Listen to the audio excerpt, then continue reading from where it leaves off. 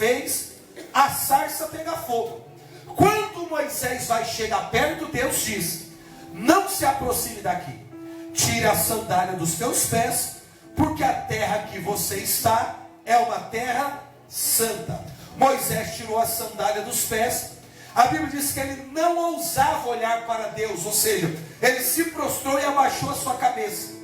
A voz que saía daquela sarça deu a Moisés uma missão, dizendo a Moisés o quê? Eu quero que você volte no Egito e diga para o faraó, que é para o faraó permitir que o povo seja liberado, eles saiam de lá. E Deus diz ainda para Moisés: eu vou endurecer o coração do faraó. Veja, o faraó, ele já era um tipo de uma personificação da figura do mal. O faraó era quem escravizava o povo egípcio, ou melhor, hebreu. O faraó já era uma pessoa muito ruim naquela época. Deus está dizendo: eu ainda vou endurecer o coração do faraó. Ou seja, ele está dizendo assim, que quando o povo partir de lá, eles saberão que é Deus agindo naquela situação.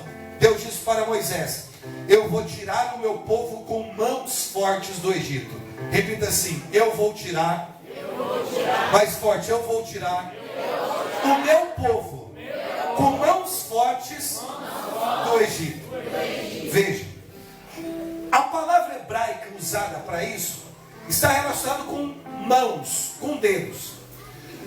Foram 10 pragas que se manifestaram no Egito para que o povo pudesse partir.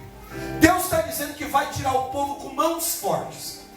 Cada praga que se manifestava no Egito era um dedo de Deus fincado naquela terra. Só na última praga, que é o último dedo de Deus fincado, que era a morte dos primogênitos, que o faraó teve medo e permitiu que o povo partisse. O historiador Flávio Josefo diz que foram aproximadamente 2 milhões de pessoas que saíram do Egito. A Bíblia fala sobre 600 mil homens, mas não contavam as mulheres, não contavam as crianças, nem os idosos e nem as pessoas enfermas. Então você imagine, Moisés é um líder só. Moisés está tirando do Egito 2 milhões de pessoas para poder conduzir esse povo a uma terra que manaria leite e mel, a terra prometida. Quando Moisés saiu com esse povo todo de lá, o faraó se arrependeu de ter deixado o povo partir. Juntou os seus carros, os seus cavaleiros, o seu exército, e foi ao encalço de Moisés para poder trazer o povo de volta para a escravidão. Aí eles chegaram diante do Mar Vermelho. Moisés está diante daquele cenário e fala com Deus, dizendo: o faraó com seus carros e cavalos se aproxima, vai levar o povo para a escravidão. O que faremos diante desse cenário? Deus diz: pega essa vara que está nas suas mãos, vai para diante desse mar, fere esse mar com essa vara, porque as águas vão dividir em 2 metades. Moisés faz o que Deus falou, vai em direção àquelas águas, fere com aquele cajado. A palavra diz que Deus sopra do céu, as águas se dividem em 2 metades e 2 milhões de pessoas passam em meio àquelas águas a pé enxuto. Quando o faraó e seus carros e cavalos vai atravessar aquelas águas, Deus cessa o sopro, as águas se fecham e afogam os carros e os cavalos do faraó. Já do outro lado do mar, Miriam pega um instrumento de música, começa a cantar uma canção, porque ela reconhece que Deus havia dado um livramento ao seu povo. Então o povo agora sabe que os seus inimigos foram afogados. Esse povo agora não vive debaixo de uma escravidão. Eles vão fazer uma peregrinação que vai durar aproximadamente 40 anos, mas só dura 40 anos por causa da dureza do coração. Se você fosse colocar em linha reta, eles andariam aproximadamente 800 quilômetros. Pensando que uma pessoa pode andar de 40 a 50 quilômetros por dia, essa peregrinação não duraria muito tempo. Em poucos meses, eles já chegariam na terra de Canaã. Só que não foi difícil tirar o povo do Egito. Difícil foi tirar o Egito de dentro do povo. Porque quando o povo começou a caminhar com Moisés, sem faraó, para poder escravizá-los, eles começaram a reclamar no meio do deserto. E dizia assim: pelo menos lá no deserto, nós tínhamos alho, pepino e cebola para comer. Aqui nós estamos a morrer de fome. Pelo menos lá no Egito, melhor dizendo, nós tínhamos água para beber. E aqui nós estamos a passar sede porque estamos no meio do deserto. O povo estava reclamando dessa travessia que eles estavam fazendo. Só que Moisés falava com Deus. E Deus falava com Moisés e dizia: olha, eu vou fazer cair o maná do céu. Então matava a fome do povo. Fere a rocha, então saía água da rocha e matava a sede do povo. Quando o povo dizia que estava enjoado de comer maná, maná, essa palavra maná é uma palavra meio grega, ou melhor, meio egípcia e meio hebraica. Significa: o que é isso? Porque o maná era um tipo de um pó branco que caía do céu, como se fosse farinha de trigo. Era isso o maná. Quando esse pó branco caía do céu, o povo hebreu disseram assim: o que é isso? Então ficou essa expressão, maná. Maná é uma pergunta: o que é isso? Se a gente for levar ela para dentro da língua egípcia, é uma pergunta: o que é isso? Se a gente for levar para dentro da língua do povo hebreu, é uma outra pergunta, mas não é o que é quem é. Então, no egípcio, na língua egípcia é o que é isso. Na língua hebraica é quem é. É uma pergunta. Interessante que, por exemplo, o maná é a prefiguração da Eucaristia, porque a Eucaristia também ela é feita de trigo. E lá no Novo Testamento, um dia Jesus vai dizer assim: os nossos pais comeram maná no deserto e morreram. Mas ele vai responder a pergunta que foi feita no Antigo Testamento, porque ele vai dizer: eu sou o pão vivo que desceu do céu. Lá no Antigo Testamento eles estão perguntando quem é. No Novo Testamento Jesus está dizendo: eu sou o pão vivo que desceu do céu. Os vossos pais comeram maná no deserto e morreram, mas aquele que comer do meu corpo e beber do meu sangue permanece eternamente. Ele está falando sobre o seu corpo, ele está falando sobre o seu sangue. Só que Deus ali, entenda que, por exemplo, quando veio o maná representa a Eucaristia. E é interessante que quando o povo enjoou do maná, vieram as codornizes, que eram uma ave, carne. Então essa transição de maná para codornizes prefigura a transubstanciação. Por exemplo, quando o sacerdote pega a Eucaristia e ele levanta a Eucaristia, ali é apenas a Eucaristia, é o trigo, é o pão. Mas quando acontece a transubstanciação, a transformação da substância, aquele trigo já não é mais trigo, aquele pão já não é mais pão, mas é corpo, sangue, alma e divindade. Lá no Antigo Testamento, o Senhor já estava dizendo: em um momento o trigo vai deixar de ser trigo para passar a ser carne. Ou seja, já dava indícios do que aconteceria lá no Novo Testamento. Mas o que eu estou querendo dizer é que Deus sempre cuidou do seu povo. Deus sempre alimentou o seu povo. Deus matou a sede do seu povo. Deus não deixou o povo perecer no meio do deserto. Uma coluna de nuvem fazia sombra para 2 milhões de pessoas ao longo do dia. E essa mesma coluna de nuvem à noite pegava fogo e aquecia 2 milhões de pessoas.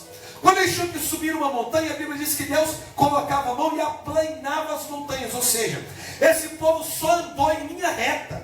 Eles não subiram morro e desceram morro. Porque quando tinha um morro, Deus abaixava a montanha e deixava tudo plano. Ou seja, Deus estava cuidando do seu povo o tempo inteiro.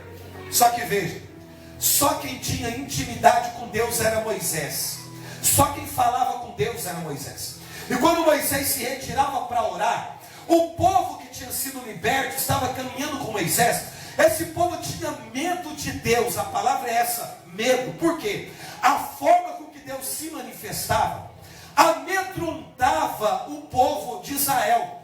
Porque quando Moisés subia a montanha, por exemplo, eles ouviam uma voz que era como um soar de uma trombeta, e eles tinham medo. A voz de Deus era como um soar de um trovão, e aquele povo tinha medo.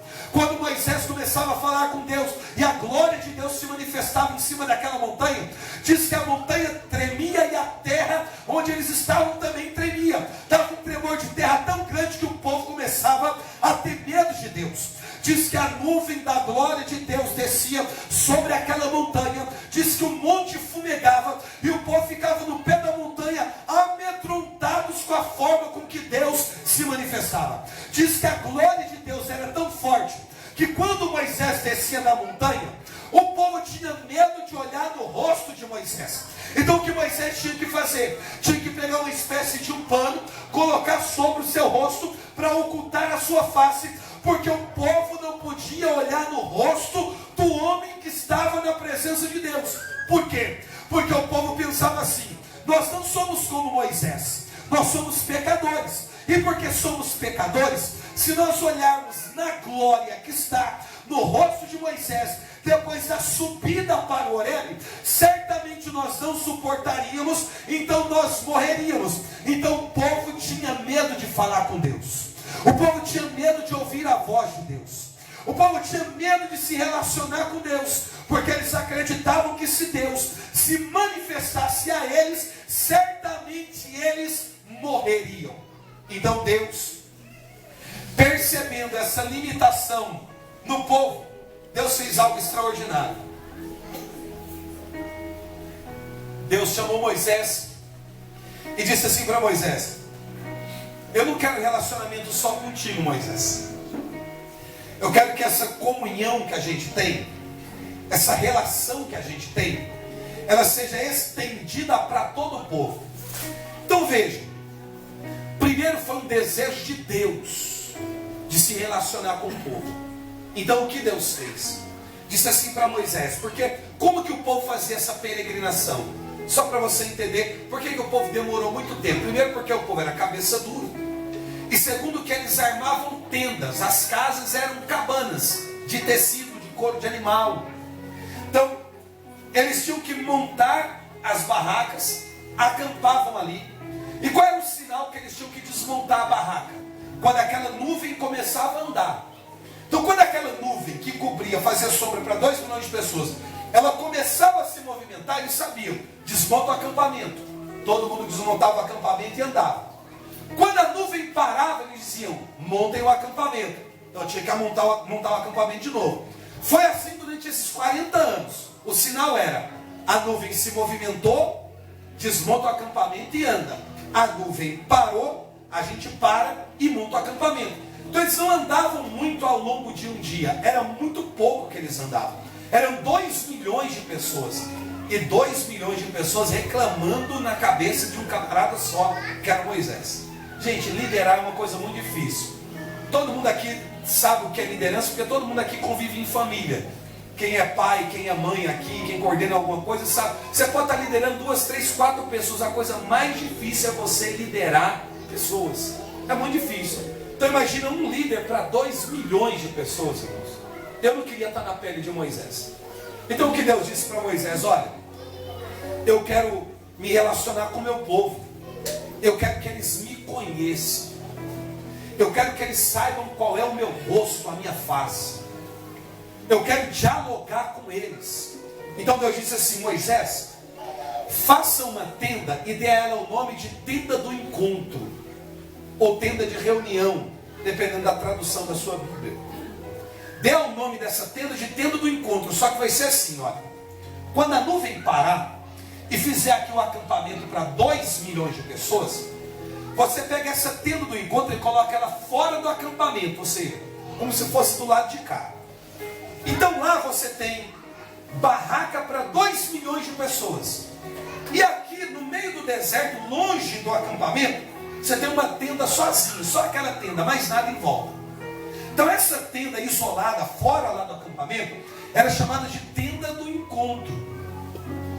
E Deus disse: todo aquele que quiser falar comigo, todo aquele que quiser buscar a minha face, todo aquele que quiser se relacionar comigo, todo aquele que quiser saber quem eu sou, saia da sua tenda, vá até a tenda do encontro, entre nessa tenda, porque quando a pessoa entrar na tenda, a minha glória vai descer, vai fechar a entrada da tenda, e dentro dessa pequena tenda eu vou me relacionar com aquele que quiser me buscar. Gente, é extraordinário o que Deus está fazendo. Só que nós temos um problema: o povo é muito medroso.